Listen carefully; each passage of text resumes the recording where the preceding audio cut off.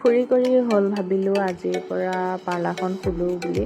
পাৰ্লাৰখন 4-5 দিনেই হ'ল বন্ধ হৈ আছিলে, সেইকাৰণে আজি খোলোঁ বুলি ওলাওঁতে তেতিয়া আকৌ 9টামান বজাতে ফোন এটা আহিল যে হাফ কেজি ওজনৰ কেকৰ অৰ্ডাৰ এটা লাগে। বৰঙাবাৰীৰ পৰা অৰ্ডাৰটো দিছিলে। তাৰপিছতে জল্দি কেকটো বনাই কৰি দোকানত যাম যেতিয়া, সেইকাৰণে কেকটো লৈ গ'লোঁ মিকিভেটা চাৰিআলিতে দি দিলোঁ। তাৰপিছতে হেয়াৰ কাট এটা আহিলে, হেয়াৰ কাটটো সুধিলোঁ কি হেয়াৰ কাট দিব, তেওঁ ক'লে যি ভাল দেখে তাকে দিয়া বুলি। তাৰপিছত মই এইটো হেয়াৰ কাট দিলোঁ, কেনেকুৱা লাগিছে আপোনালোকে কমেণ্ট কৰি ক'ব। আৰু তেওঁকো সুধিলোঁ কেনেকুৱা লাগিছে যে তেওঁ ভাল লাগিছে বুলি ক'লে।